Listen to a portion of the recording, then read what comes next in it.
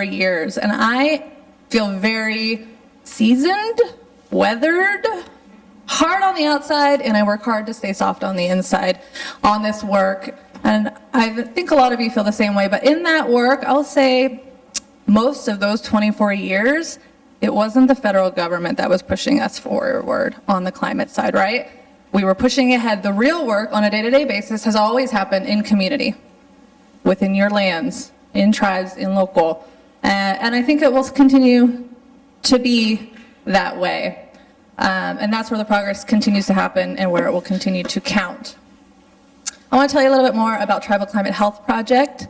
A lot of what we have done over these 8 years has been related to training and data development. So that has meant, how can we help from the outside, help tribes across the country build resilience and better prepare to adapt to the health and other impacts of climate change.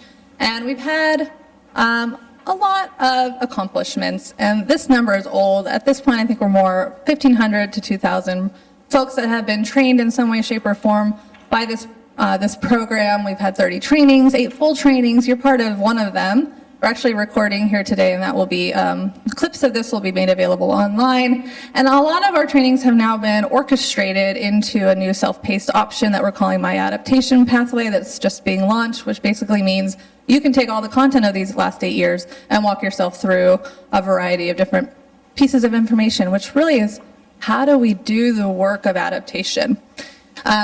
And we have a lot of work happening in data development, which has meant when we did these trainings, we realized that a lot of the work in doing adaptation is to understand and be informed about where the climate threats are happening in your community, make it easier for you to understand where those threats are happening, and make decisions about the best ways to use your limited time and resources to adapt.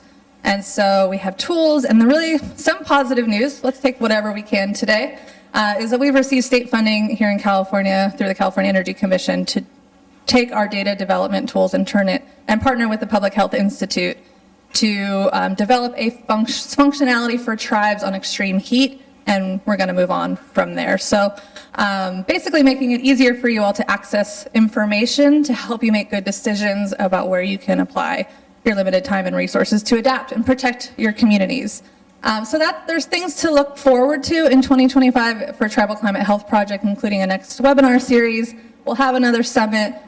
We are fortunate to be continued to be funded primarily through the BIA. And I have to tell you, BIA funding survived in the last Trump administration. We might have had to talk about it differently. We did. But adaptation remained a higher priority than some other things. And so we have hope that we will continue to be able to do this good work and continue to build upon this capacity building work that we've been doing with you. And I just feel very fortunate to continue to be working with so many of you, to learn from you and learn from your communities. I do a lot of adaptation planning work directly with tribes, and I learn so much from you, and I am inspired when I come because you are doing the work. You are adapting, you've been resilient, you're gonna stay that way. I wanna do a little ground setting on just our summit. What are we here to do together? We'll do an overview, and I wanna ground us for a minute in our theme. So if you've been here before, we've kind of taken you on a journey, a journey of adaptation. And so 2 years ago, I don't know if you remember, we had a COVID problem and we had to go digital a couple of days before. That's okay. At that one, we were talking about getting to the heart of climate vulnerability. And we were focused a lot on the vulnerability stage of climate change adaptation work. How many of you here have done a vulnerability assessment? Okay, great, a lot by now. Actually, many more communities have done it now than had done it 8 years ago, all right? A lot of the planning work is being done.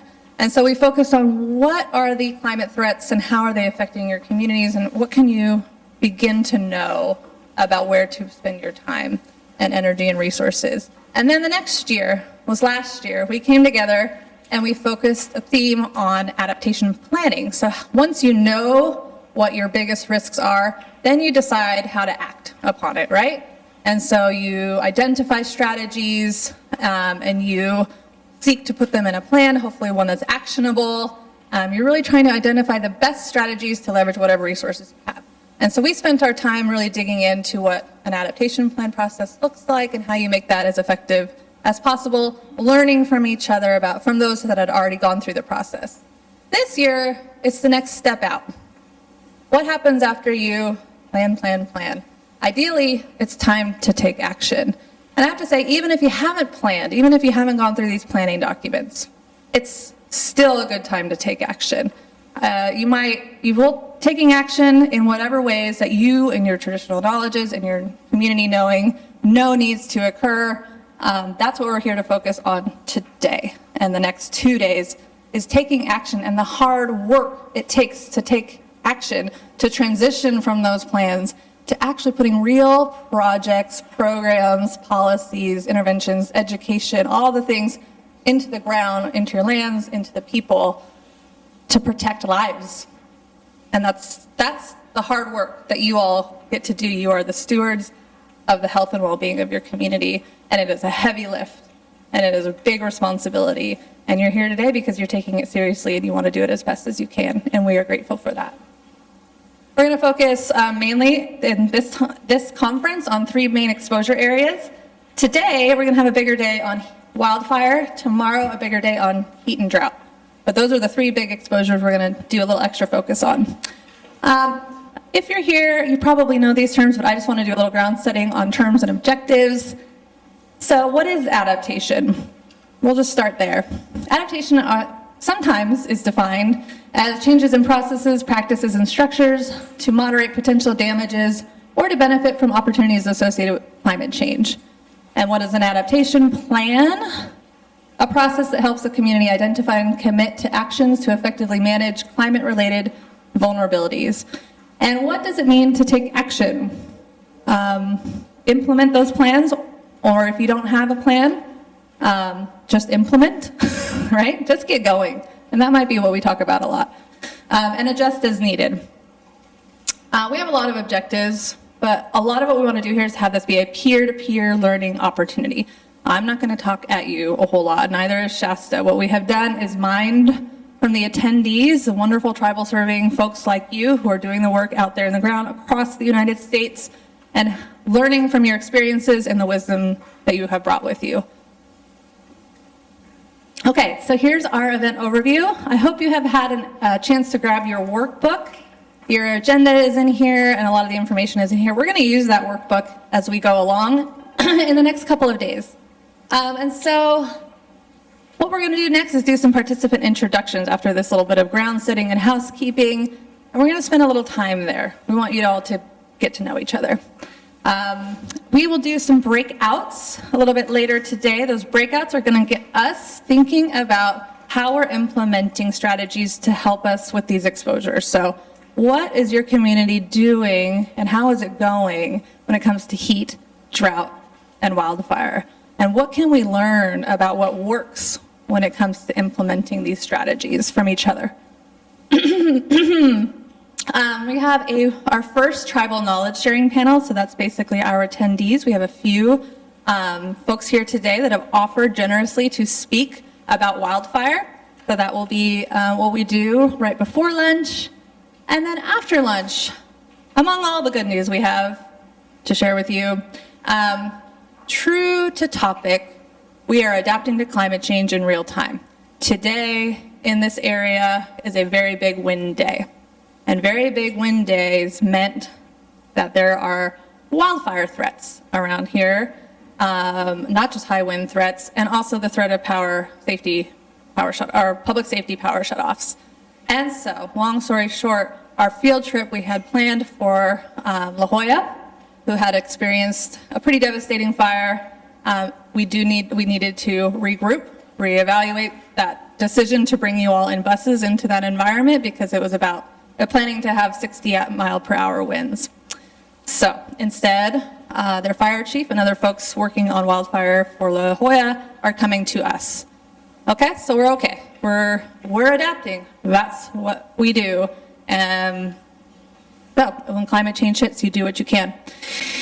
So they're coming here, and we're going to have more of a roundtable conversation too. So part of what La Jolla was going to tell us about and show us was their cultural burn practices. And I think some of you are doing that work as well. So be thinking, because there's going to be a roundtable conversation where I want to hear from, we want to hear from a lot of you about what that practice means and how you might be relaunching that effort within your lands. And then we have a wonderful person who do we know if she's come? Has she arrived yet? Oh, Melody Lopez. Will you raise it? Oh, yay. I haven't met you in person. So happy to see you. She is here, and she's going to introduce herself in just a minute here. She has sort of really generously offered to play this lovely role for us, knowing that this is heavy work. Did you call yourself a climate counselor? It's a nickname. It's not formal. There's no certification. But she's going to talk to us for a minute in just a minute. But later on, we have a process she's going to walk with us through, incorporating art, but helping us do some reflection at the end of the day. Okay, so that's today. And then we hope you hang around.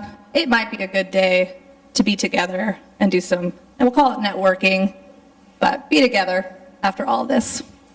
Day 2, another knowledge sharing panel, that time on heat and drought. We have folks that are bringing recent findings from a lot of research in different areas related to heat, wildfire, and drought that are going to speak on a panel in the morning. And we will have a workshop where we're going to talk a little bit about real-time data tools, which means in the work of doing climate change and trying to adapt and implement these things, sometimes you need information, and where can you get that information in real time?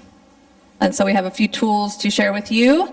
And then we have a really great speaker coming to us from the National Disaster Preparedness Center, partially funded, I think mostly funded out of FEMA, and she's doing a miniature version of a training, bringing this disaster preparedness perspective, right? Because sometimes it's one and the same. Sometimes we can learn a lot from the disaster preparedness field to incorporate as we're trying to actually implement in real time to climate change. And then we'll talk a little bit about funding, basically preparing to go back home. What other help is there for you? Technical assistance, funding. How can you translate what you know into action using resources? And then we have a recognition ceremony, which I'll tell you a little bit more about. Here's our workbook. Make sure if you want to download, there's actually a more updated version than the one that got printed. And so you can download that. There's a QR code on the side. This is the link.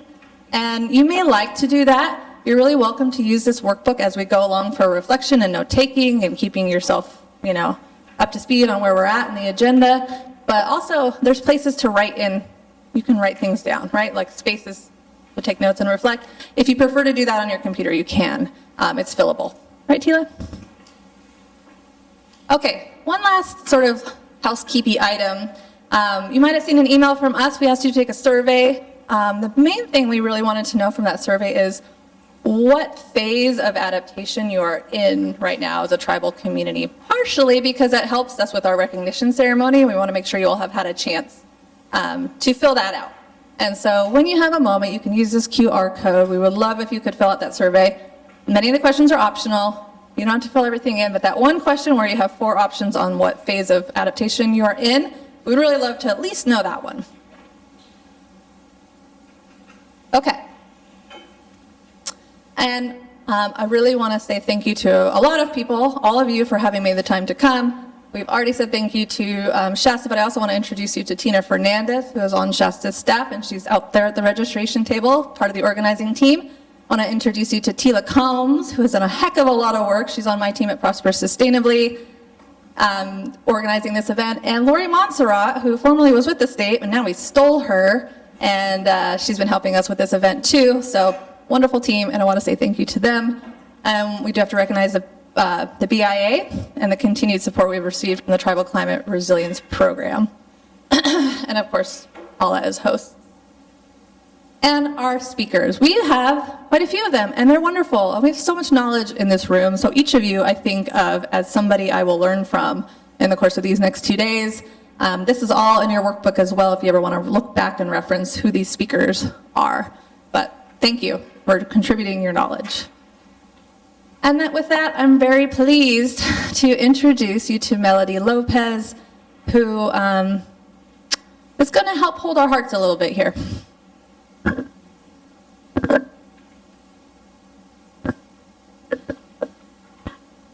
Good morning.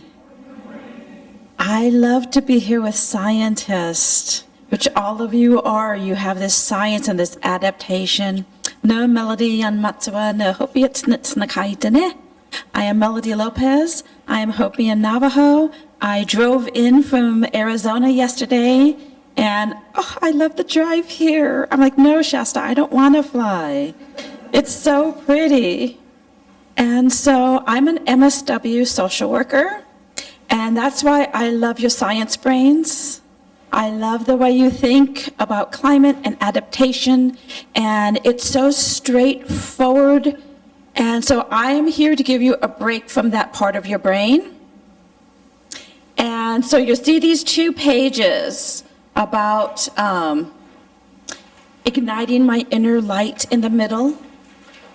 And this is what I'm here to do. I love this. Shasta just grabbed me in the airport, saved me from the wrong entryway. God, it was awful. And she said, hey, my nickname is Climate Counselor. Thank you, CSA. Climate Science Alliance calls me that because I'm the only not hard scientist being a social worker. And so I like to talk to people about how they feel about things. And this inner light is about your inner motivations. You know how you come to a conference, you get whooped up like, oh yes, I got the tools, I'm gonna solve it, I'm ready, and then you're back in the office. Poof, right? It's like maybe 24, maybe 48 hours you can hold on to that goodness. Well, what I'm doing, there's a little tool, and we're gonna do this exercise later, is for you to really think about those intrinsic motivations that keep you going. And for me, I'm going to recommend when we do this is that you actually keep this on your desk, this little memento, just so you can remember this conference in a different way and have something that, lights you through dark times. So I'll be introducing myself more later, and thank you, Shasta, for giving me the opportunity to, again, be here for you all. And honestly, if you do need to talk, we can go outside and chat. I'm cool with that. If anything motivates you that you want to have a chat outside the conference, I'm here for that too. Thank you so much, Melody, for doing this for us. And I'm going to hand it back to Shasta. We're going to do participant introduction.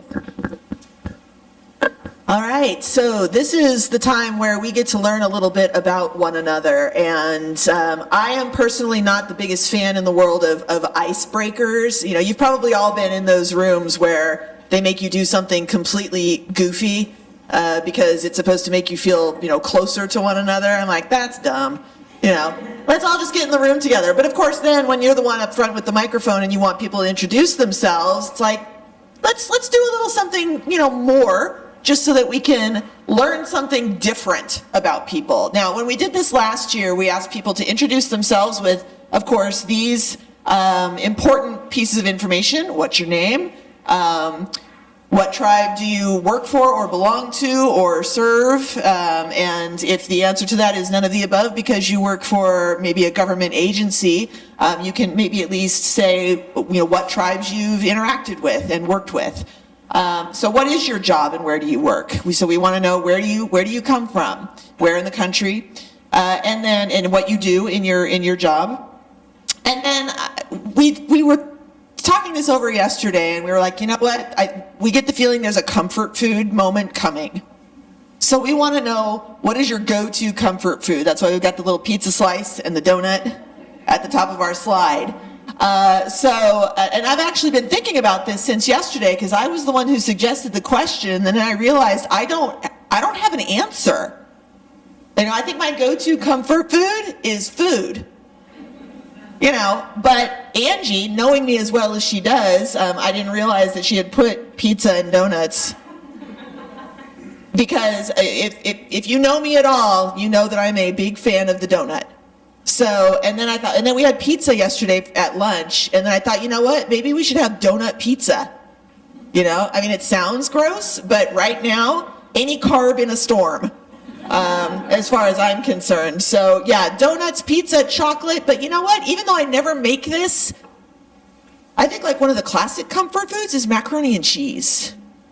So just think about what if you had a big trough of it in front of you right now, you would just dive in with abandon, and tell us what that is. So I'm just going to pass the microphone around and let y'all get started. So Miss Emily is right here up front, so I'm going to start with you. Hoka, good morning, everybody. Enya Emily Bergenio Nechuhi, Matheth Gwanan Kopai, Napum Sinel Katung Kopai, Enya Piper Napum Hismiat Makenue, Enya Churchech, Chech Sapur, Napum Mat Mohe. So, hello, everybody. My name is Emily Bergenio. I come from the Ikwanan village, also known as the Pay Nation of Santa Isabel in North County, just about 15 or 20 minutes, depending on who's driving. From here, and then I also mentioned that's where I'm enrolled, and then I also acknowledged the Sinelkatoon village, which is the Manzanita band of the Kumeyaay Nation, where my father's from, and I was also raised. I mentioned my clans, the Paipa Hidden Hethmiup, as well as the work I do, the strong-hearted work and the philosophy behind Matmohe, which I'll talk about later today.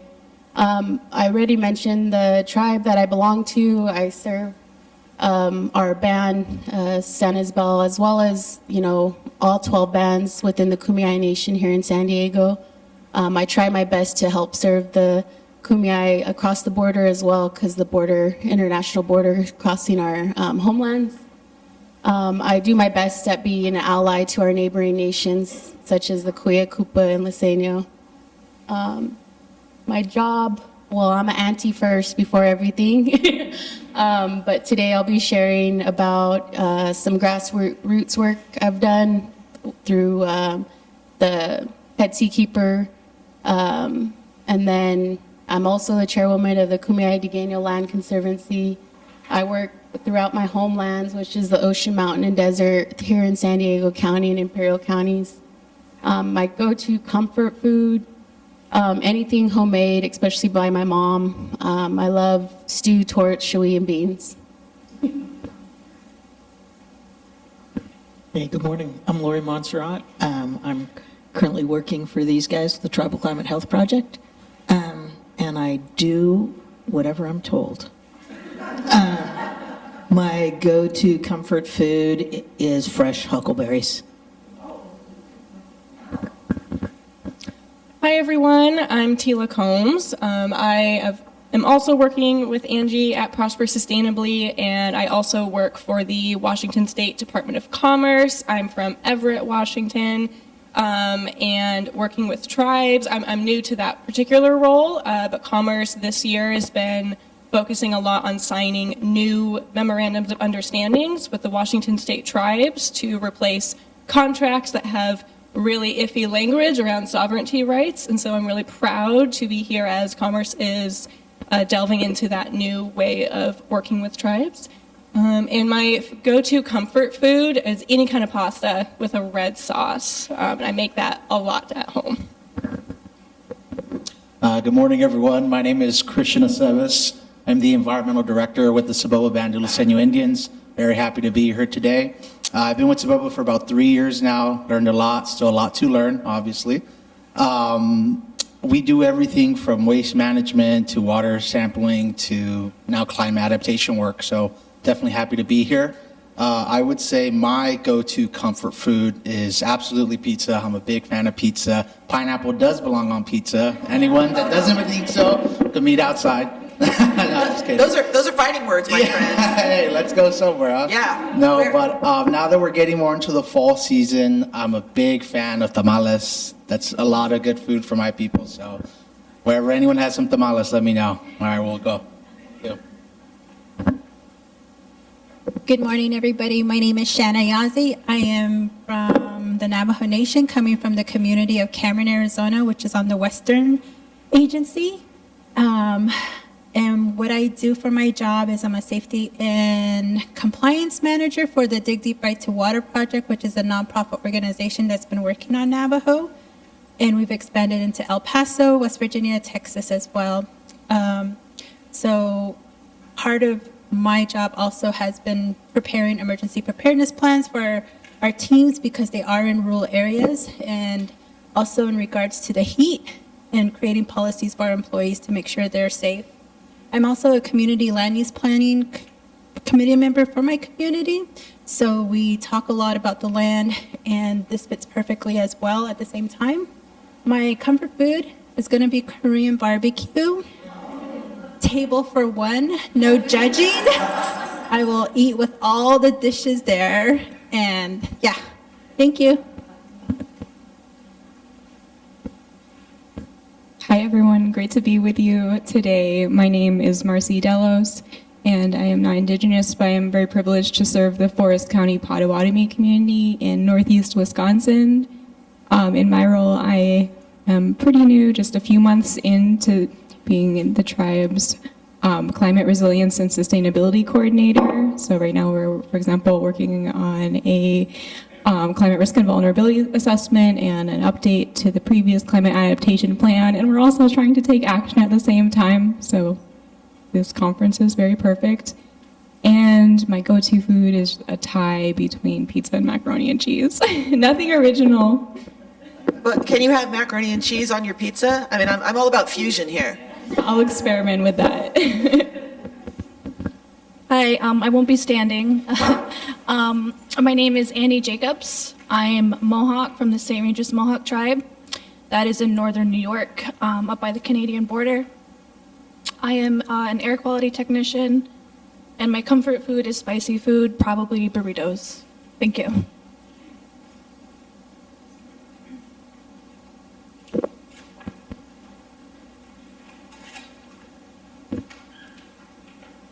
Good morning. My name's Marlene Begay. I'm from the Walker River Paiute tribe in Nevada. It's on the western side, close to Reno. My job, I have a lot of jobs, but I'm the climate change coordinator for the tribe, been that for about 10 years. Part-time, my other part-time job is finance monitor for the Water Resources Department. Go-to comfort food is probably fried potatoes. I think those are French fries, right? Or they're hash browns, or they're breakfast potatoes. Homemade, yes, I'm right there with you. All the potatoes, all the time. All right, go ahead.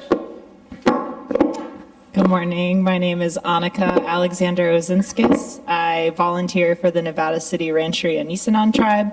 My paid job is with the state. I work at the Office of Environmental Health Hazard Assessment, and I write climate change impact reports with California tribes. This is what actually Lori used to do. I'm pretty new to it.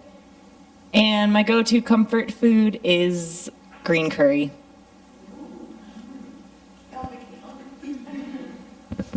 Good morning, everyone. My name is Aleli Baños-Keener. I'm with US EPA Region 9. I'm the Indoor Air and Asthma Coordinator, but I've worked at EPA for about 24 years, so I've had a lot of different positions while there. I used to be a GAP project officer, so I worked with a lot of different tribes. Oh my God, should I name them all? Should I try? Hamol, Campo, La Posta, Viejas, Manzanita, and Kachan, Cocopa, Tonoatam, and Pascoyaki. Oh, I think I got them all. So yeah, it was always a pleasure to work with all the tribal communities. And then I do want to say that I'm also Indigenous on my dad's side, Mixteco from Oaxaca, and then Mayo on my grandmother's side from Sinaloa. Let's see, what else? My go-to comfort food? Fried potatoes, definitely. French fries, hash browns, any type of fried potato, especially if it's smothered in something. Definitely a comfort food for me. It's nice to be here. Hello, good morning. My name is Marisol Anaya. I too work for the US EPA. I'm currently working in their Border 2025 program, and I've had the pleasure of working with several tribes in the border region.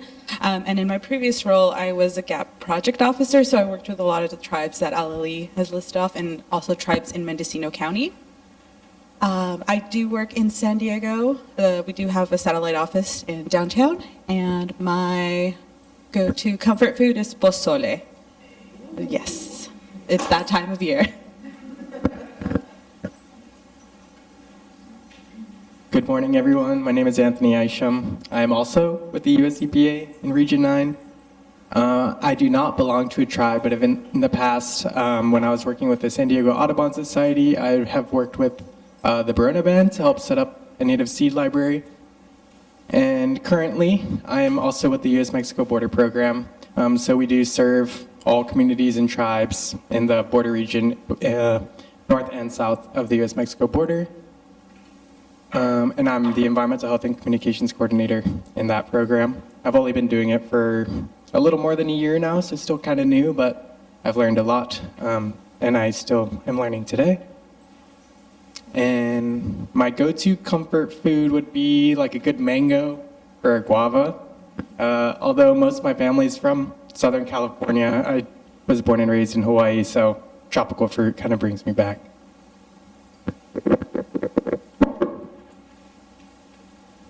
Manahu Ibasa'a Na Ashley Naniada.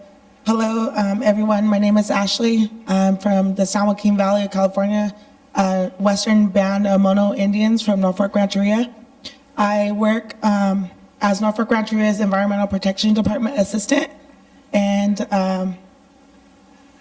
at this time, we are just trying to implement, learn more about wildfires, do cultural monitoring, and also focus on meadow restoration up in the higher Sierra Nevadas. And let's see, my go-to comfort food would have to be pizza. Let's go back over on we were going sort of up and down, so let's see if we can resume that pattern.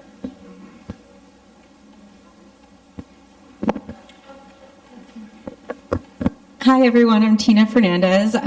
Some of you commented as you met me at the table there, as you got all those emails from me.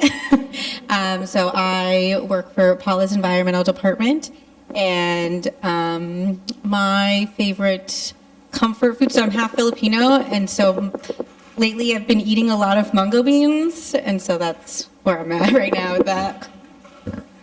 I don't even know what that is. They're like little green beans, and you like kind of make a stew with it. You can put whatever meat you want, but pork is really good with it. And then I have like bok choy or you got spinach. Okay, I'm just gonna just put this out here right now. Okay, first of all, I'm your boss, so we're gonna work on your comfort food. But people who are choosing vegetables and fruit as their comfort foods aren't understanding the question. Okay, Melody, you've introduced yourself, but we want to hear about your comfort food. Well, I talked about that I'm Hopi, Navajo, and Pueblo, but my job actually is doing strategic planning and evaluation for tribes and tribal programs, mostly in Arizona, but in the Southwest. I do run a youth program, Eco Truce for Indigenous Youth, that teaches Native youth, local, mostly Tanaatam, Paskawayaki youth, about how to understand and critique environmental policy. So it's a joy, and I work with both Native scientists as well as tribal elders for that program. So that's a little bit more of who I am. And my go-to comfort food, I've been all over the map, because you said if I could dive into anything, I would dive into fettuccine. So that is a visual. Thank you. Oh, Melody, I kind of love that. Okay, good morning, everyone. My name is Jamie Donatuto. Let's see. I have worked for the Swinomish tribe in Washington State for coming on 25 years as the Environmental Health Community Manager. And I've worked with Indigenous communities all over North America. At Swinomish, we developed a way to actually think about Indigenous health in the very broad context.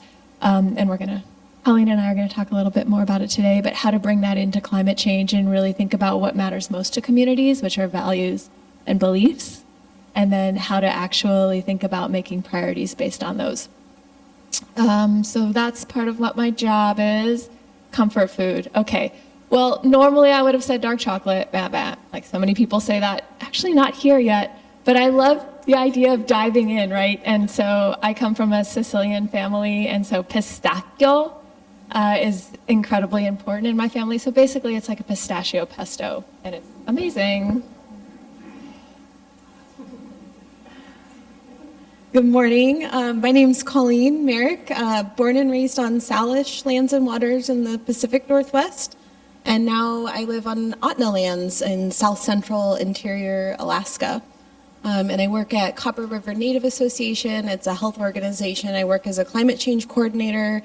And I basically work with our 8 compacted tribes on food sovereignty, youth employment and engagement, and emergency planning. Comfort food. It is winter in Alaska. There's snow on the ground. It's quite frigid. I am a soup person. I like a big pot of soup. It takes me home. It's what our family makes, so that's my comfort food. And it can be healthy, and it's delicious. We'll talk later. Hi, I'm Anne Turcotte. I'm the environmental director for La Posta Band of Mission Indians, and which is in San Diego County, east of the 8, so near to the border. And my comfort food, I have so many, but I think one I will dive in is pasta alla Gigi, like a rosé sauce that I don't find here. I'm French Canadian. We have that everywhere there. It's like a bit like pasta alla vodka, but without the vodka. So Well, then what's the point? the cream is the point.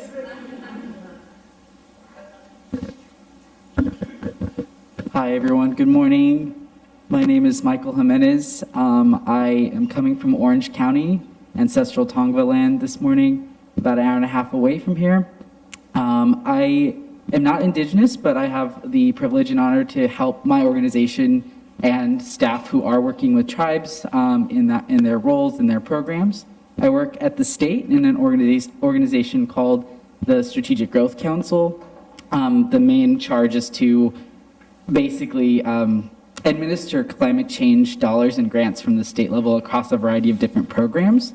I specifically work in not a grant program. I work in an interagency health-focused program, and I'm here today to learn how I can bring some learnings back to the state. I do a lot of work across departments at the state level, and there's a lot of folks who are aiming to improve their work with tribes, specifically in the health sphere. My go-to comfort food definitely changes. I think right now it's like hot Cheetos and pretzels mixed together in the same bowl, so I buy the bags separately but put them in the same bowl. And yeah, and then also on the fruit side, like a good papaya, I can eat an entire papaya by myself. It's like my favorite fruit right now. So, thank you. I just want to comment on the hot Cheetos. I'm old school. I was born in 1971, so hot Cheetos were like not a thing until I became an adult. And I got here to Paula, and all the kids were like, hot Cheetos, Shasta. They actually, you guys, they called me Napoleon Dynamite. That was Napoleon Dynamite time, because I've got the curly hair and the glasses, and I tend to be like, just sort of slack jawed. So they'd be like, hey, Shasta Dynamite, they called me, eat some hot Cheetos. And so I ate some hot Cheetos, and I have regretted it ever since. So I think there's a generational divide here, but I love how you customize your comfort food. So yes, thumbs up for that, but thank you for making me flash back to Shasta Dynamite.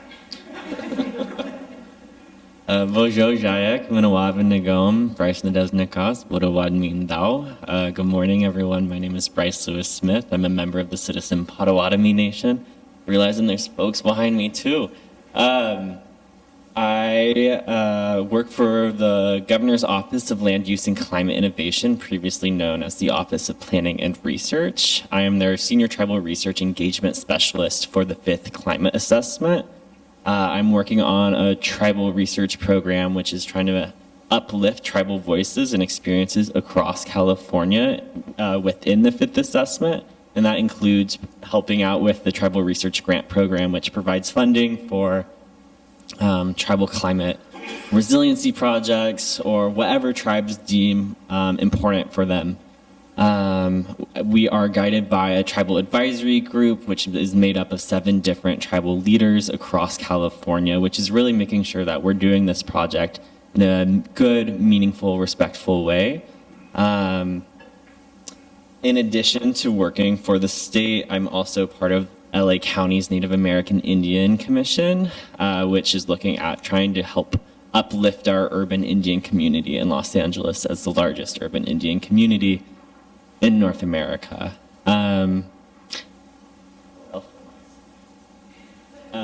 Food. You know, I wanted to say blueberries because I can down those suckers real quick. Anything that pops in my mouth, I love that sensation, you know? And then part of me was like, but butter, like, it's so good. And if I can, like, drown some pancakes in some butter and maple syrup, and blueberries, there we go, we got it. So, yeah, really grateful to be here, especially at this time in community. I'm looking forward to connecting with y'all. So, Chimagwech, thank you all for having me. Morning, everyone. My name is Eric Hummelman. I am a health scientist at the Centers for Disease Control in the Climate and Health Program. In that role, I mainly work with data tools, surveillance data, indicators and measures, but I also am the technical monitor for all of our tribal work that we fund. Currently we fund 3 tribes through the National Indian Health Board, Pala being one of them. And so those 2 interests have brought me here to join y'all in this conference.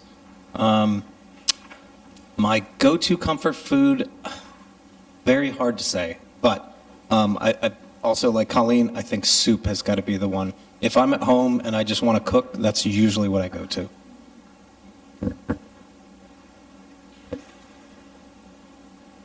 Good morning, everyone. I'm Chandra Richards. I am an academic coordinator and I work at the University of California, Division of Agriculture and Natural Resources. I am within the UC Cooperative Extension office based out of San Diego, but I serve the geographic Southern California region. I have worked with a number of tribes and I'm very grateful for their support of my activities, and that includes the Palma Band, the La Jolla Band, as well as Cold Springs Rancheria, and I help them to support a sustainable ag lands conservation planning grant. So very much grateful for that work. This is a tough question. My job is to support climate action and land equity, so mostly supporting land access and land tenure issues on agriculture. But I have also supported habitat restoration and forest health work as well, and this is really supporting Southern California as a whole. And then lastly, my go-to comfort food, probably have to say ramen. Chicken ramen with dumplings.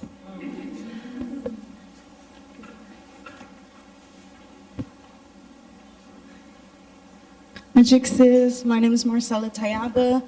I work for Shingle Springs Band of Miwok Indians. I'm also a tribal member, and I'm the habitat restoration specialist. I mostly run all our restoration projects. We collect all the seed, clean, and then plant them back to their original place. And my go-to comfort food is probably my mom's adobo. Good morning. I'm Darren Kupel. I'm the environmental director for the Shingle Springs Band of Miwok Indians. I've been working for the tribe for like 15 years now. So we pretty much do everything environmental related for the tribe. My comfort food is mashed potatoes or mac and cheese. Oh, yeah. Mashed potatoes. Sorry, I like mashed potatoes. Morning, everyone. My name's Ben Hatchett.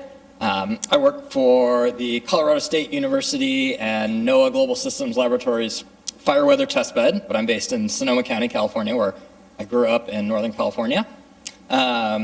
I am very honored and privileged to serve as a fire mentor and volunteer wildland firefighter and fire lighter with the Ecocultural Burn Crew in Lake and Mendocino counties as part of the Tribal Eco Restoration Alliance's efforts to bring fire back to the lands. And so getting to reintroduce fire as a community has been why I took this job. And I was formerly a atmospheric science researcher and got involved in fire and been working with the Tribal Climate and Health Program and Angie and Shasta for several years, and so that's why I'm here, and I'm very, very excited for that. And I'll also be serving our greater Southwest community as an author on the National Climate Assessment, which hopefully will still continue.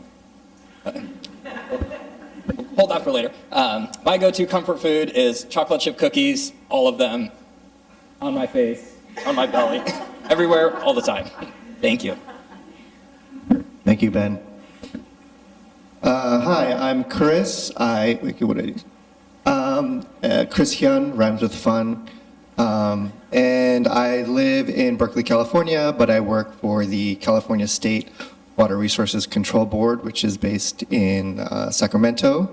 What tribe have you belong to? Okay, so I work with all the tribes as a state worker.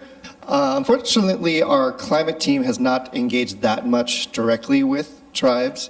And so as part of an effort for the year and a half, I've been trying to get our team to listen more to tribes, listen to what their needs are, listen to what they're doing. And so this is my second time here at the the Tribal Climate Health Summit. So I'm glad to be here, and it's just amazing to be here today with you all, folks.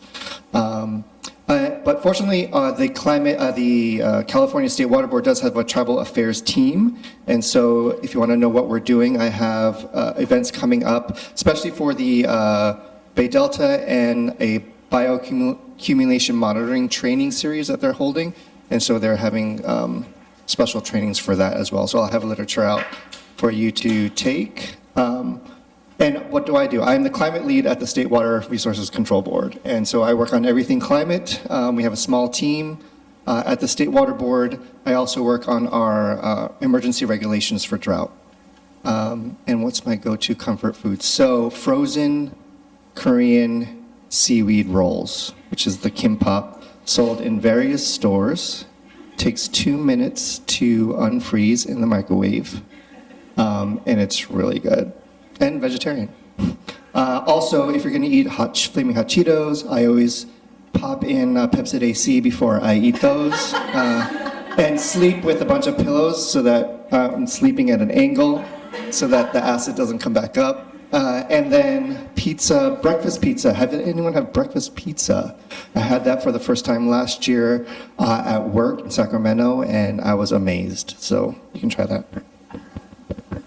I'm Bailey. I also work for the state of California, but I work for the Air Resources Board.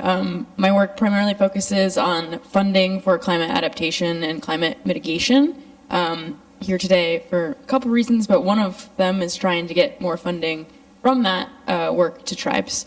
I'm being real myself. I think my go-to comfort food is like tortellini with pesto.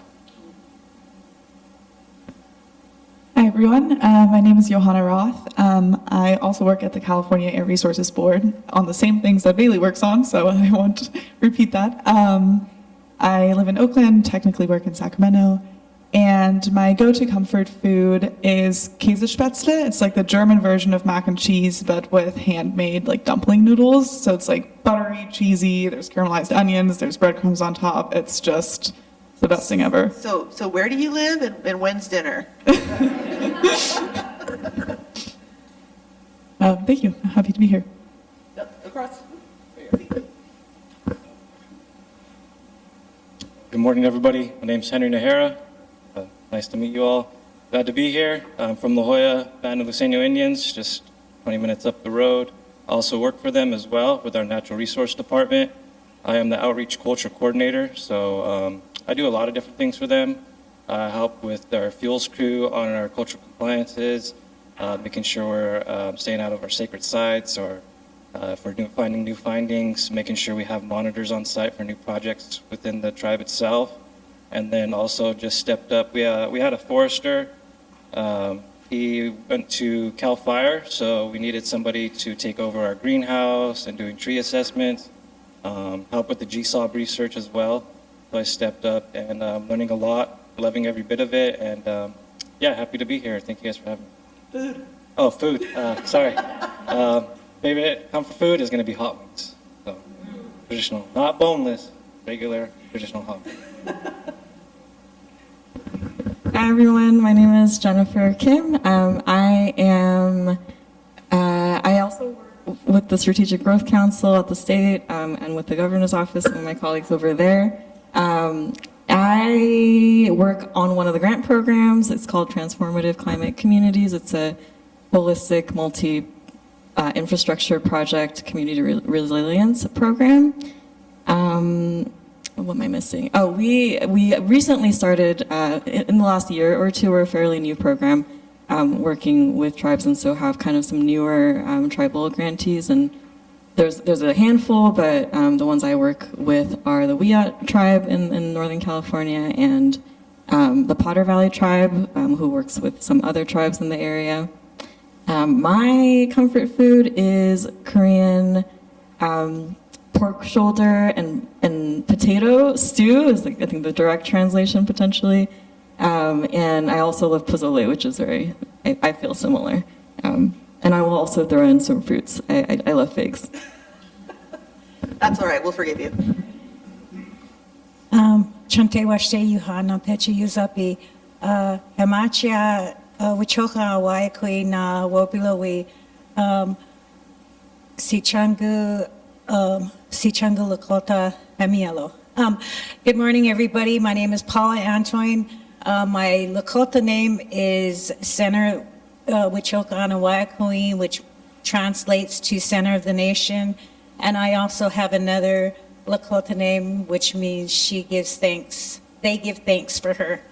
And I am the director of the Sichangu Nation Land Office. We regulate the land use code. I'm also part and founding member of the Sichangu Climate Crisis Working Group. We've been working on that for about 10 years now. And I met Colleen, and I also like soup too, but some of the things that we're doing is I regulate the land use code, I do emergency management.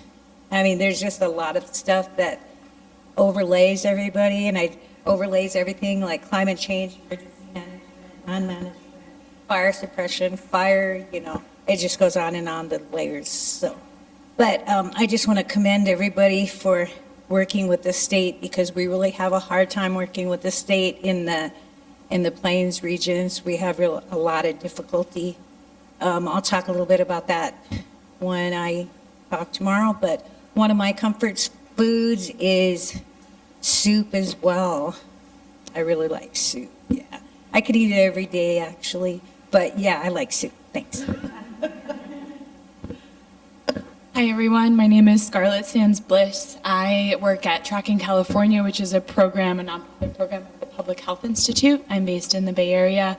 I'm really lucky to serve the Big Valley Band of Pomo Indians and 5 other Pomo tribes in Lake County, California, so Northern California.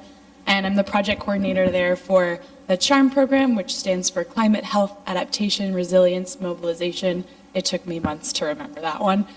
Basically, we work with 5 of the 7 tribes in the county, led by Big Valley, who does our incredible project partner, Sarah Ryan, who couldn't be here today. She has stood up all of the cyanobacteria and harmful algal bloom monitoring and water quality monitoring for Clear Lake, which is the state's oldest natural freshwater lake. And so impacts of toxic algal blooms have been hugely impactful to their tribal practices and just the well-being of the county. So we work on climate resilience preparedness at the community level with tribes and tribal-led practices for the county through a planning program up there. Thanks for having me. Oh, food. I'm originally from rural Western Massachusetts, from the woods. And my family loves baking pies. So baking apple and pumpkin pies with my mom are my comfort foods. Thank you. I'm from the earlier half of the 1900s, so I've lived through the good times and bad times, and I heard someone talk about LA, and I was sent in relocation to LA.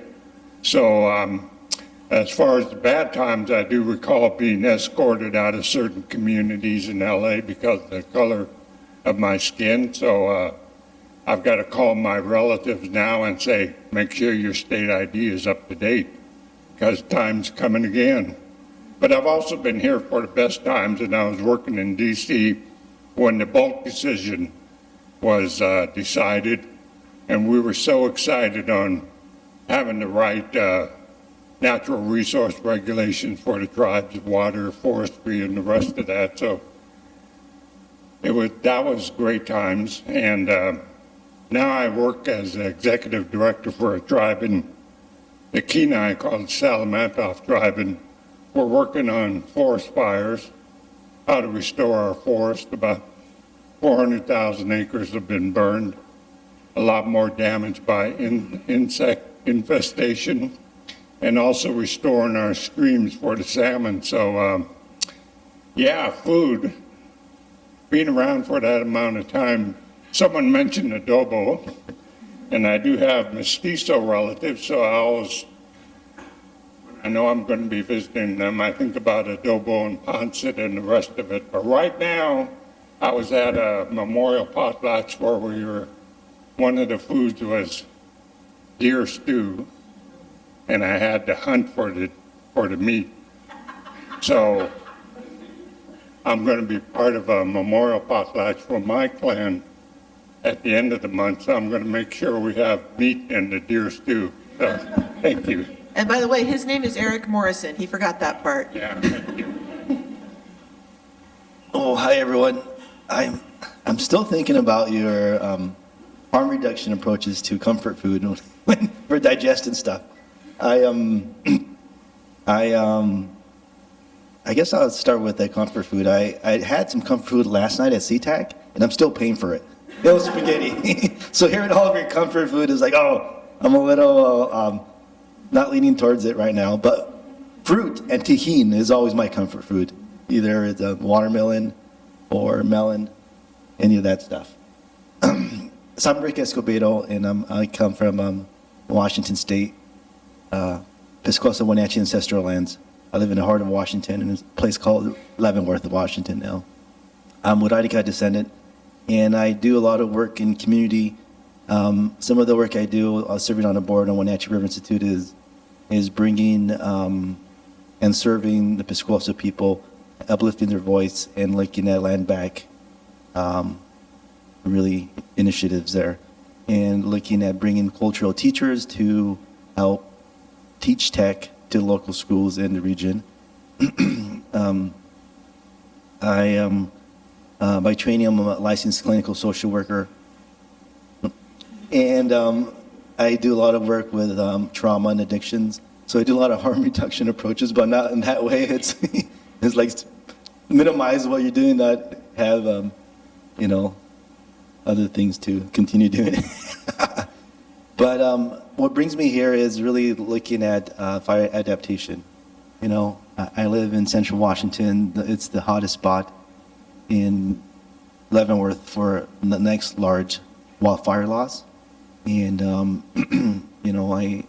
do a lot of earth-based healing practices in my private practice, and founding a healing center where I live and doing my work from there. I started looking around, and we're surrounded by these beautiful forests and lakes. And I thought, wow, and we got to do more around, wildfire adaptation. So I went to Gonzaga and got a climate action planning certification to get more education on that, and started doing more community work around that. And it brings me here to learn from you all and work together somehow. Thanks. Hi, my name's Felicia Hill. I'm an environmental tech for the Ipai Nation of Santa Isabel. I originally was hired to do the greenhouse gas inventory reporting and am in the process of writing the comprehensive climate action plan for the tribe. But on top of that, I also am currently in the process of developing an indigenous stewardship methods guiding document for the Southwestern Pond Turtle Restoration Site that's on tribal land.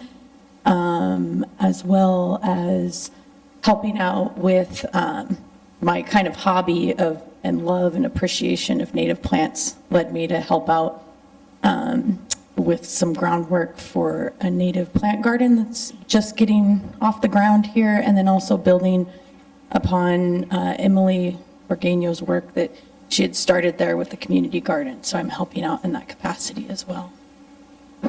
Don't forget your food. Obviously, I've got a one-track mind. Just about albondigas is my albondigas. Come on.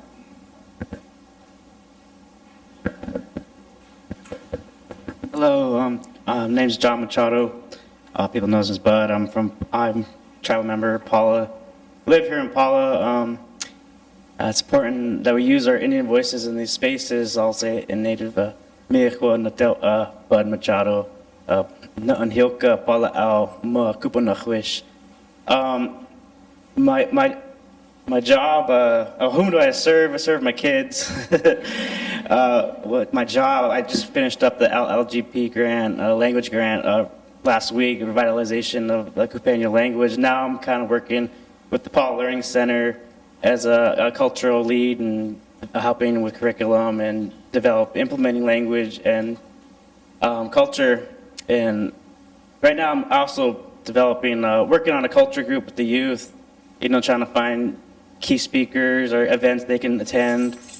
I like to be involved in the community, coach like every sport and follow community. So I'm always part of it. Let's see, my comfort food, that's why you're crashing your party. I heard there's free food, so. No, but actually I like, cold nights, cold mornings, coffee, and putting on a good show, a good soup. And that's about it. Thank you. But coffee is not food. Hi, I'm Joseph Gonzalez from San Isabel. I'm the water technician up there. Comfort food would be Italian. Hello, my name is Joshua Massey. I'm from the White Mountain Apache tribe in northeastern Arizona.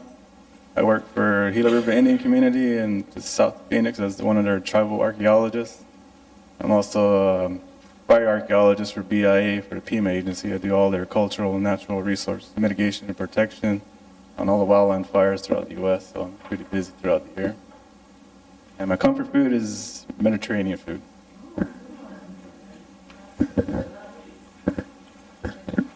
Good morning, my name is Annette Wachenio. I'm a tribal member of Ipai Nation of San Isabel. I work for La Jolla Band of Listeño Indians. I am the water park assistant manager, but I also work with the Intertribal Long-Term Recovery Foundation. And I'm brand new to that, so I'm working with Teresa Greger. I don't know, some of you may know her.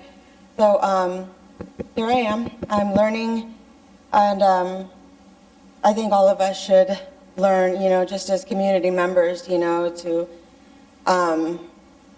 be resilient and, just be active in trying to prepare for wildfires. Some of us have been through some pretty traumatic times, and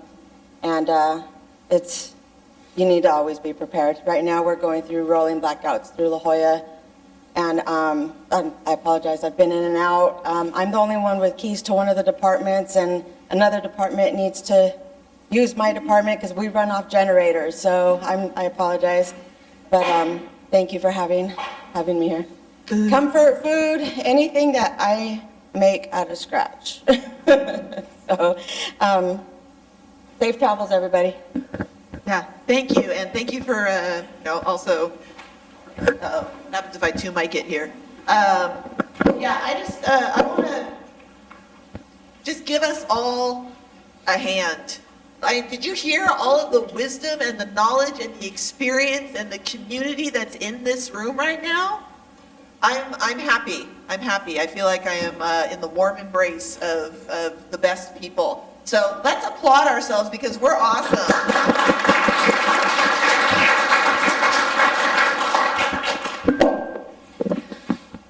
Completely agree. And I just want to throw my comfort food in the mix because after all that, I want to house a whole cheese plate, which I think I could do.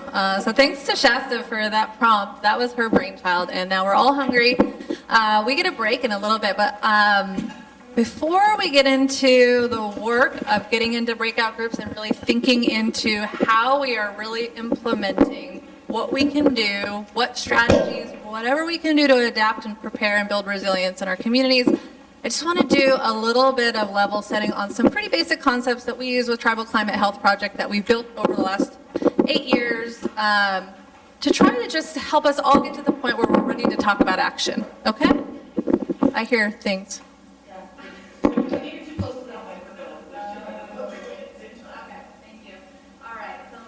A lot of this will not be surprising to many of you, but climate changes lives, and that's a lot of the reason behind why Tribal Climate Health Project exists. Life on Earth depends on and is shaped by and affects climate change, and it's not different today than it was yesterday that climate change is the #1 public health threat in the globe. How many of you have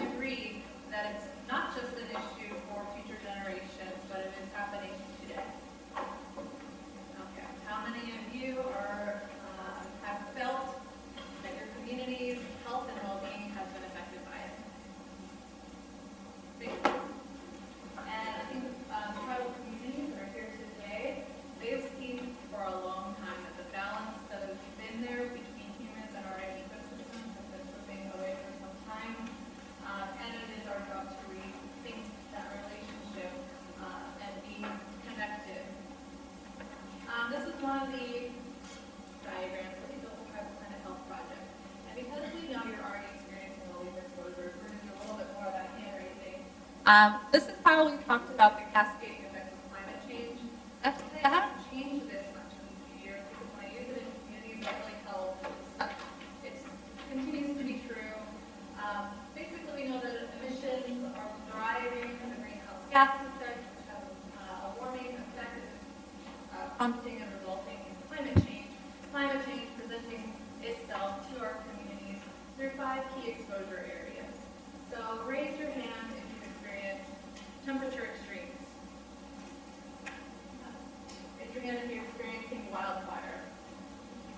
More extreme wildfire. How about storms and flooding? Keep your hands up. Drought. For a lot of things. And melting ice and sea level rise. Maybe if you do your hands. Okay, some.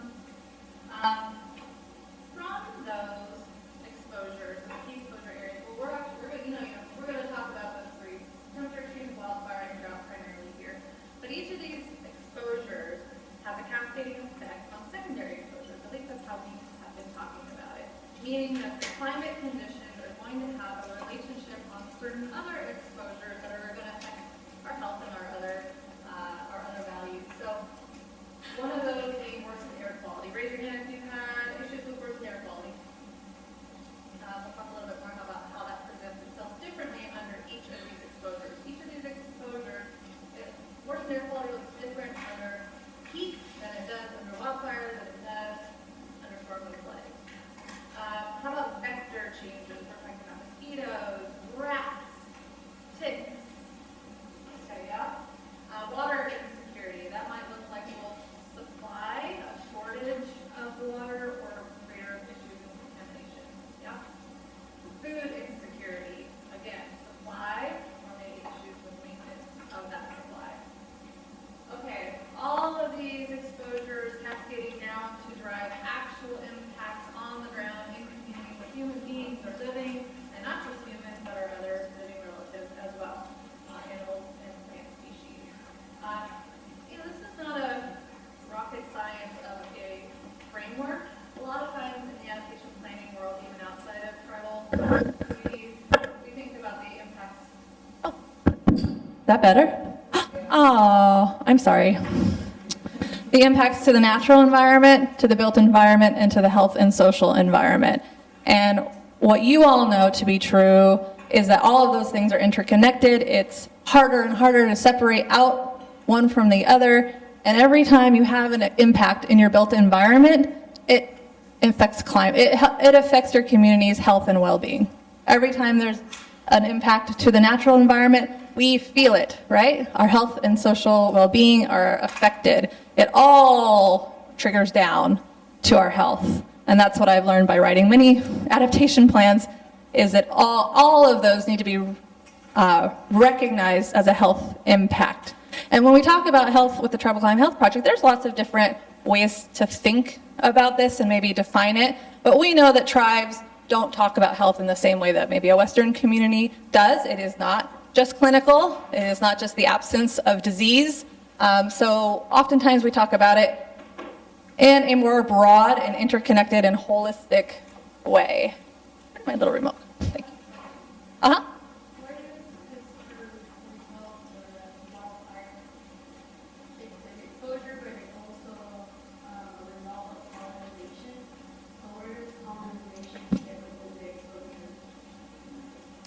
So the question was, sorry, I should have given you a microphone.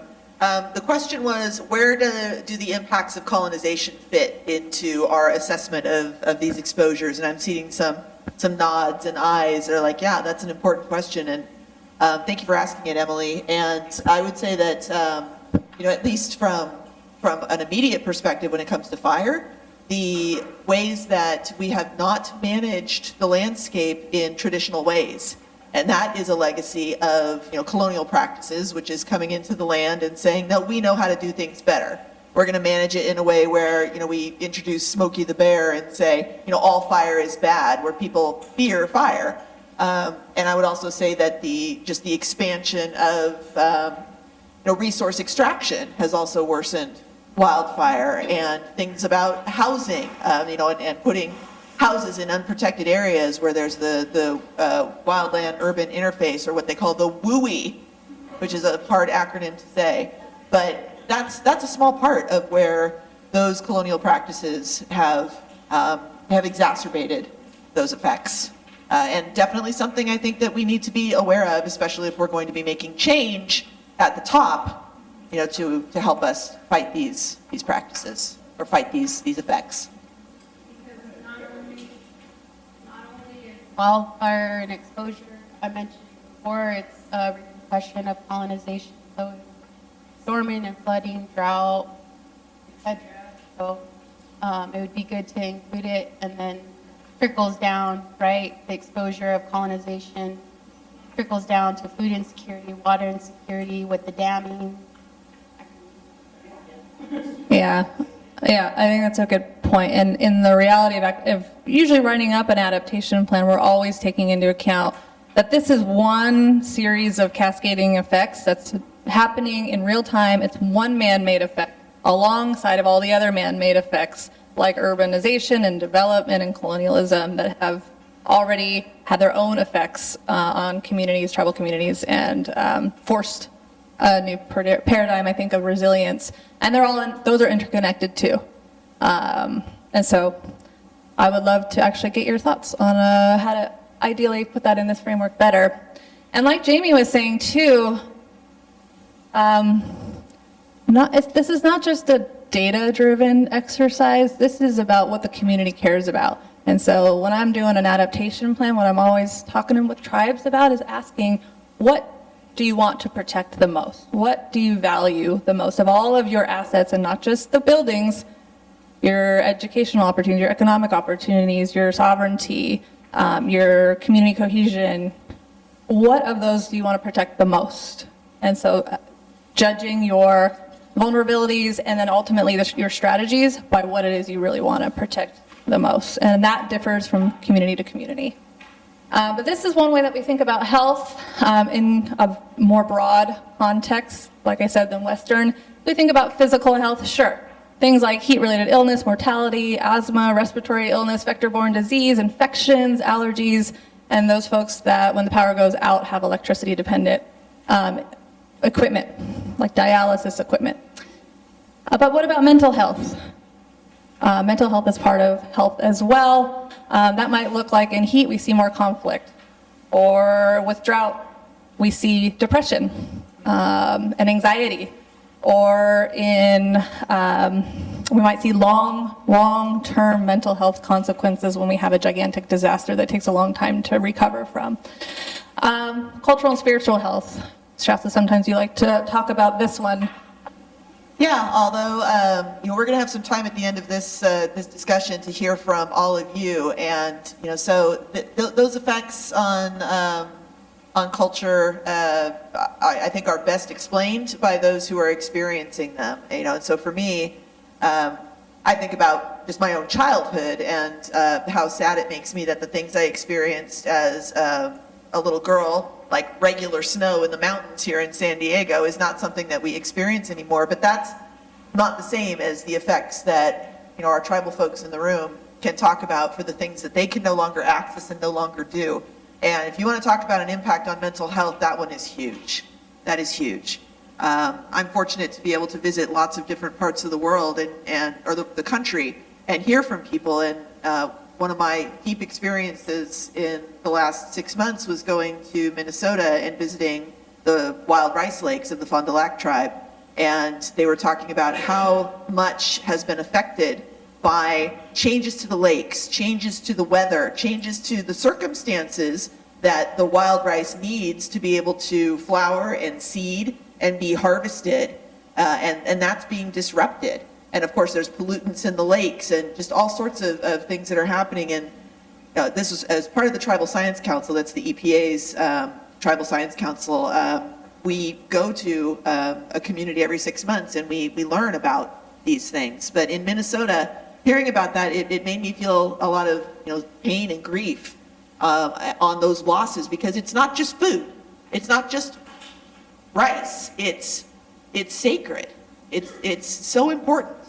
People who can't access their fisheries, the salmon, the berries, those things that are no longer as accessible or aren't growing in the ways that they used to. All of those effects.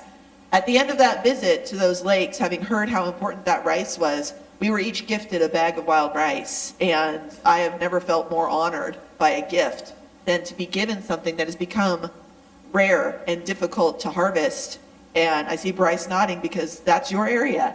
And so I think the best way for me to honor that gift in return is to eat the rice, because that's what it's for, right? But I can't bring myself to eat it yet, you guys. I think it's a bag about this big, and I'm gonna make like a little pillowcase for it and have like a little wild rice pillow, because I don't want to eat it. I want to keep it forever, but I also want to honor what it's for. So that's my personal experience as a non-Indigenous person. These examples of how they affect culture from those who live it. Hopefully we can hear some of that from you when we have a chance for broader discussion.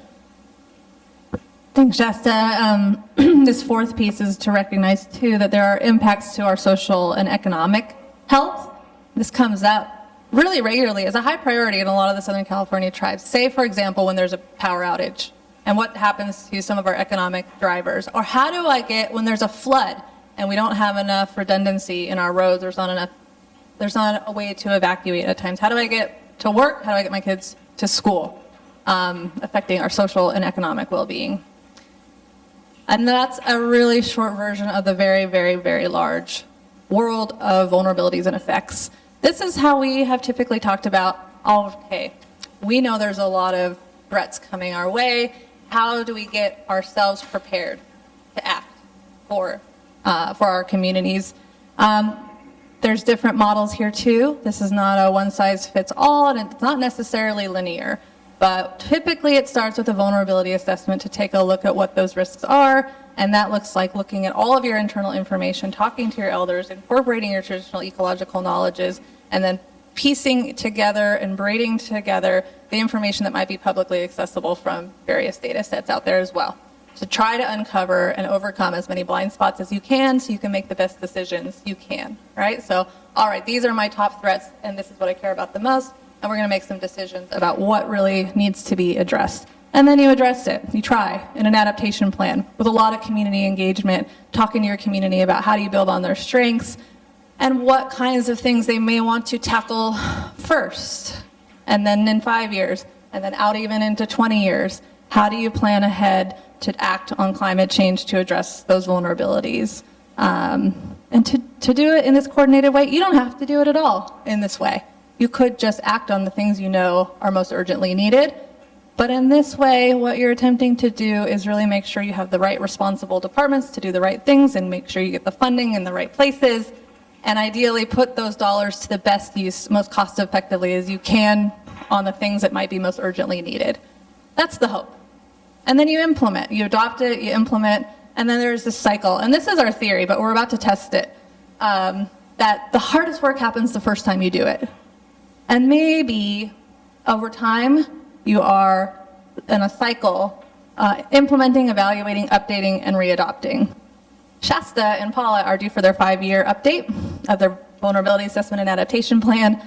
And we were fortunate to get some funding to do an update and experiment with this concept of what does an update look like. So we've been far enough out to say, is there a way to not get stuck in the paralysis of analysis, but continue the work and make sure we are still on track and getting it right? What has changed and what can we do differently? What's changed in the climate? What's working on our end? So we'll be excited to share with you how we are approaching what an update looks like.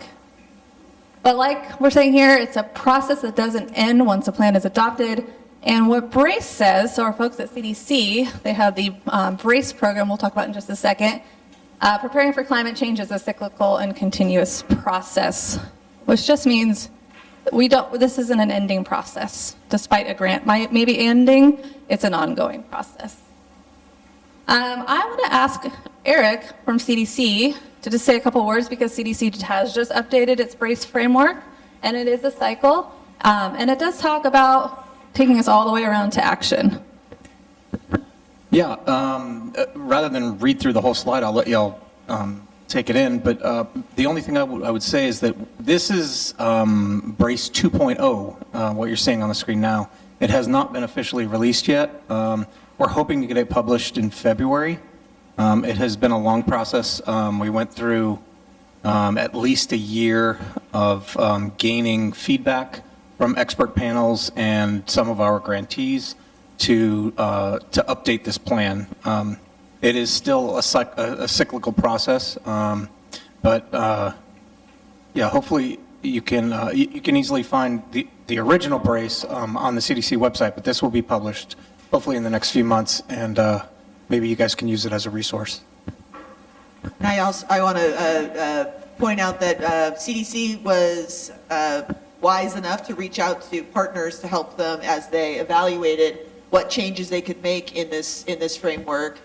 So Angie and I and Jamie were both a part of that process, and I'll say it's some good changes have been made. It's not perfect, but this is exactly actually an example of how you reevaluate. You see what's worked, figure out what hasn't, and you adapt and make changes to your framework.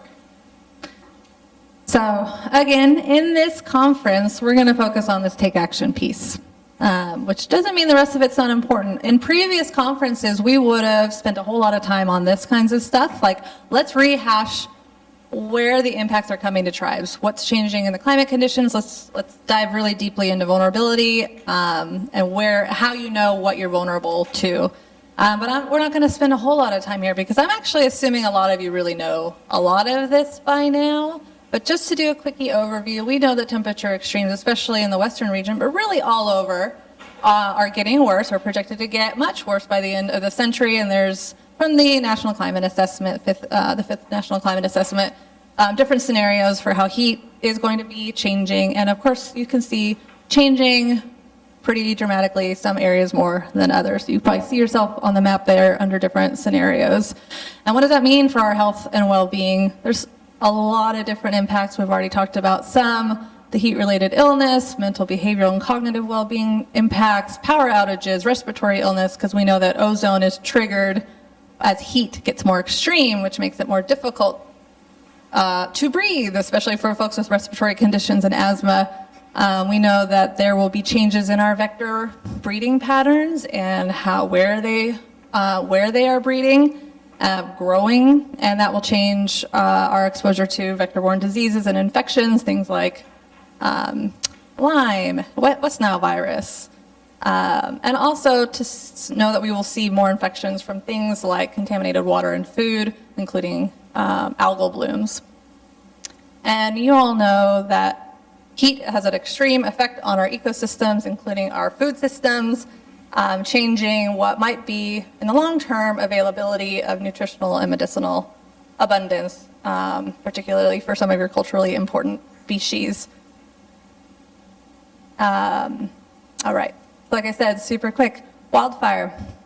Here's a couple of other diagrams up there. You might find yourself on the map. This is from the National Climate Assessment, again, just a mapping of where we expect to see very large wildfire between May and October, how that is changing and occurring, I think by century end.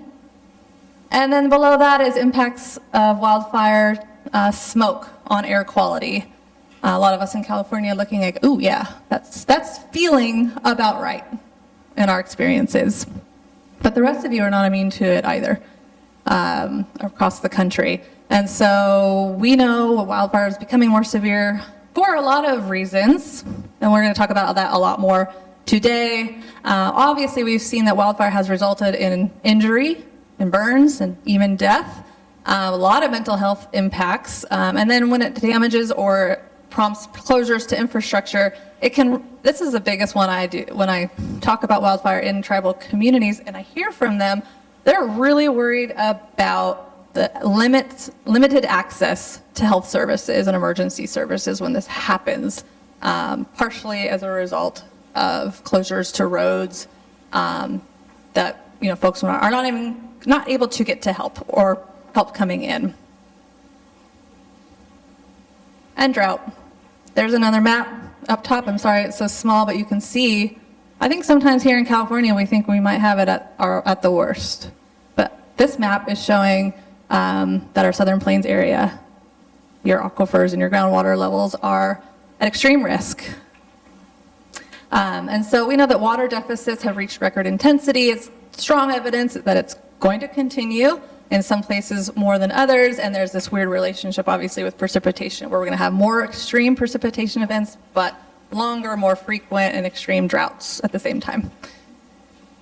And this one is one that we know is one of the most pervasive threats to tribes across the country. And does some things. Less of an emergency, right? We see this one coming, potentially, but it's a gradual decline of a lot of mental and social well-being elements. And so, surprising things like when there's more drought and your soil is drying, you have more dust, and then you have a greater likelihood of things like valley fever, which is a fungal spore that can affect your respiratory system and is a big health issue. And then what happens with economic losses? If you have an agricultural operation within your tribe and drought comes, are you no longer as economically viable as you were before? And what do you do when the water supply becomes so threatened, so severely threatened? What's hard, and we'll talk about this too, is this one's a big blind spot. We don't have the data to know how severe and likely the water shortage threat is in most of our tribal communities. So when I do an adaptation plan, I almost never get good information from the agencies. Sometimes the tribes are doing it internally themselves. Typically, it's like a $100,000 hydrological study to really understand the groundwater aquifer supply risk. This one's a big blind spot area, and I will stay up at night worrying that maybe we're not acting as quickly as we should on what will be a pretty extreme water shortage issue, at least on the West Coast, and it looks like Southern Plains as well. And I'm just going to throw in a comment here, a couple of things. I just read yesterday that every state in the United States is now effectively in drought, except for Kentucky for some random reason. Okay, yay Kentucky, I guess. But also that a lot of the discussion we hear about the impacts on entire communities from climate change and those communities that might have to actually move are from melting ice and sea level rise, or in Alaska, melting permafrost, that kind of thing. But there is also a risk of communities having to move because there is no water. So that's something to be thinking about if that's something that might affect your community. I'm here to tell my Alaska friends, I'm looking at Colleen, that when my parents are no longer in need of my services, they're here in Southern California, in San Diego, I'm planning to become a climate refugee.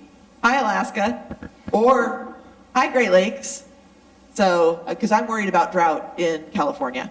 So just something to think about, that your planning might need to include the possibility that when you turn on the tap, nothing comes out.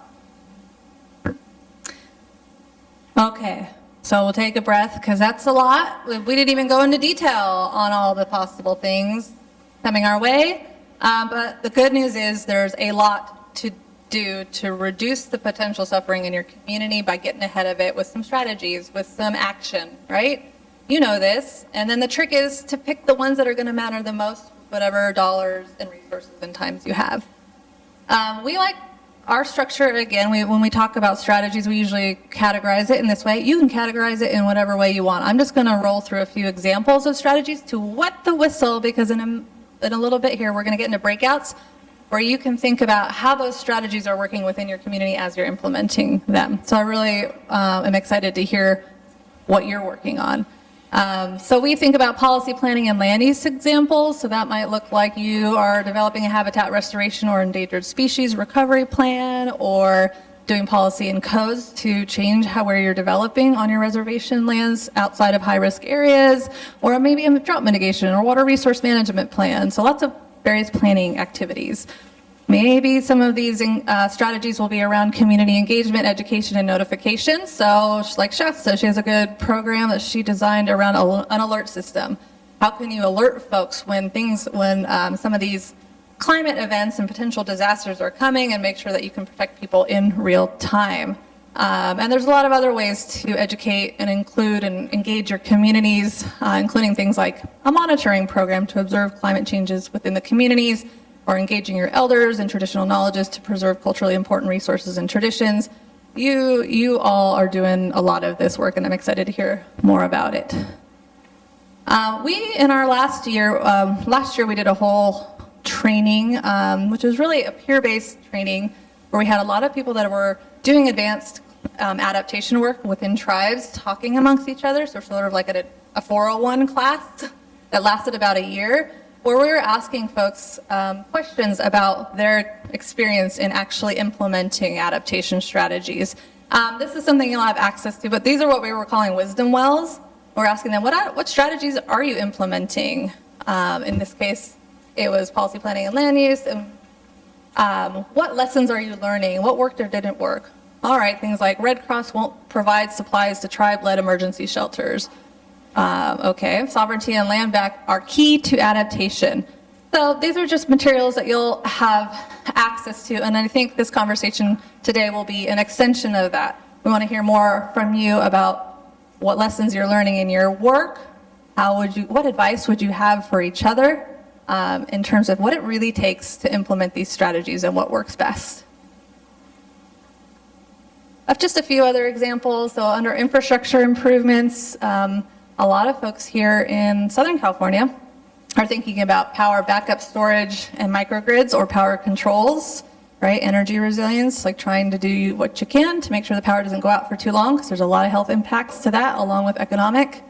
Maybe you want to add more water storage tanks. Maybe you're going to do some road improvements. Maybe you need to increase your shelters at a transit hub. A tribe I recently worked with wanted to develop a helipad because it was so worried about evacuation.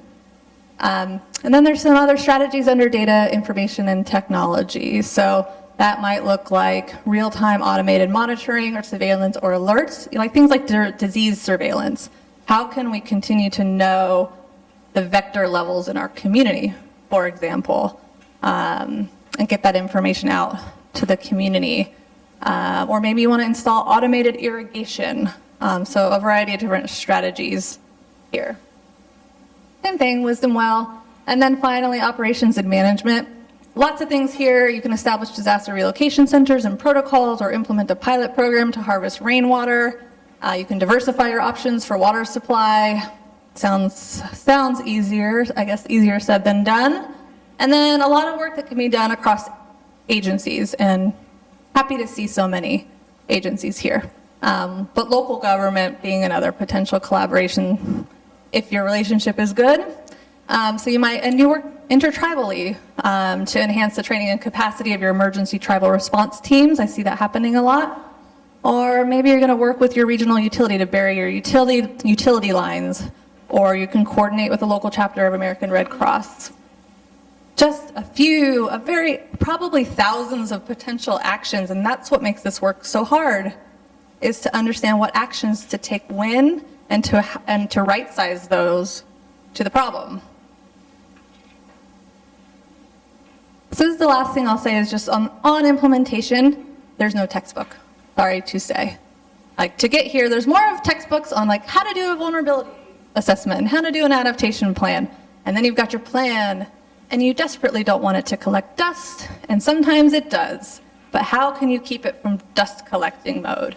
The idea is to try to build a plan that is actionable, that you've got a lot of buy-in into before it's even adopted, and to set yourself up so that the responsible departments and stakeholders that are working with you are ready to go. They know when and how to do the things they need to do. So you can use your adaptation plan as an action plan, like a roadmap. But you know, all these plans, the second they're adopted, need to be adjusted, right? Everything's constantly changing. So if you have a dynamic action plan that somebody is responsible for managing and overseeing, that's one way to go. And I think we'll talk more about that, is what does that look like to manage implementation of many strategies that are going to go across many different departments. And sometimes that's a political process, right? Because there's resources involved. And maybe you, if you're a great environmental department person, don't have the authority you need to go get facilities and all the other departments to do what they need to do. So how do you do the work of actualizing all of these great strategies? And that looks like IDing funding. And sometimes it looks like advanced planning. So I don't know if you've done this, but if you've done a plan you might realize that it's not a plan, it's not enough of a plan. It might be enough to go get some dollars, right? Usually you go out and apply for a grant and you're like, I got this adaptation plan, give me money, because my community says I need to do this stuff. And then you realize maybe you get it, but that's not a deep enough planning process, right? Maybe you needed more advanced planning. And I'm just gonna give you one quick example. And this is Paula's transportation adaptation plan, where she did create an action plan, and it looked like this, where she actually assigned various departments with different timelines to do various strategies. And part of that process, we wrote it into the grant to not just do an adaptation plan, but to have a design firm actually take two of the most important strategies and create advanced designs, so engineering design work, as part of the adaptation plan to get you 10 yards forward on the football field of implementation, so that you're more ready to actually construct something that has already been designed. So that's just like a trick of the trade I wanted to share. And I want to stop here and ask a couple minutes for folks who have begun the work of implementation and are at this stage to share some words of wisdom for those that have yet to begin to implement. Is anybody feeling brave just to give us a couple of words of wisdom before we take a break? Nobody wants to be the first to volunteer, but what we're really asking is, do you have an implementation success that you want to share? Something you've done that's worked and that can inspire others? Thank you, Jamie. Okay, so this is an example from Coast Salish territories, Washington State, so not necessarily the global Southwest, but the fundamental beliefs are. All my long house boys really don't work here? Yeah. It's okay. Which is to say, again, like, we can talk about all these things in kind of the Western framework that's required to talk to agencies, or you can really ask the community what's most important to them. And what they're going to always tell you is their beliefs, their values. And the best way to really think about that and be able to explain it to folks outside is when you talk about traditional foods as the proxy of importance. So for instance, at Swinomish, salmon, clearly part of the bold decision. Someone mentioned that earlier. Clams, crabs. And so how do you create a climate adaptation strategy that protects these first foods that the community actually is the one that is stewarding? It's because these are the important first foods for the community in a place that's really important. And so we created a clam garden. It's like an ancient, it is an ancient indigenous technology of creating super low walls below the tide line, so you can't even see them unless the tide is super far out. It creates a terrace, so it moves the beach from this to this. But within that, there's been studies now by archaeologists and many others that the population, the density, the biodiversity is much higher in these areas. And the elders would always say to us, the clams are crying for us, we need the clams, and the clams need us. And so it's by really listening to the stories of the elders that we brought back something that actually has been around for carbon dated to over 4,000 years old. But for me, it's like those are the kinds of success stories that actually work. Because when it comes from the outside in, nobody in the community is going to support it. They have too many other things to do. It's just honest, right? But it's like if you're talking about your basic foundations and beliefs, then people want to bring their kids and have intergenerational knowledge learning and support activities that folks are doing in community and also with partners outside the community. Anyone else? I can always talk, but I'm boring, so. Well, Jamie, I'm glad you brought up food. I mentioned the wild rice, and when we were at the climate camp that was in Olympic National Park, but up in the various squalum bands, one day they did a clam. Was it clams? The clam bake they did for us. Yeah. Colleen was there too. They invited all of us who were at this tribal climate camp, and they did a traditional clam bake where they had the clams and they put them on the hot rocks that they had heated up over however long, with fire. not with electricity, with fire. And poured these clams on there and then covered them with all these like basically wet blankets and wet newspaper. And like 15 minutes later, they took off the wet coverings and all these clams were just steamed. You know, they opened. You knew they were ready to eat because they were open. I'm not a big shellfish fan, but I was like, all right, well, you know, I'm also an anthropologist. I apologize for that. But if you're a good anthropologist, you know, you eat what people feed you. You know, it's just the polite thing to do. So, you know, you just pick them off the hot rocks and try not to burn your fingers, you know. And so I did, and I slurped down the clam, and I was getting ready to be like, not a big shellfish person. It was like chewing on a beautiful blob of butter. Who was it that said butter? That was Bryce. Yeah, and then we were like seagulls on that pile. But the thing that was important about it was that these were the people from that community. I don't remember if it was Jamestown or which tribe it was that did that for us. But it was, again, just like that feeling with the wild rice of this is what matters. This is what matters to the community.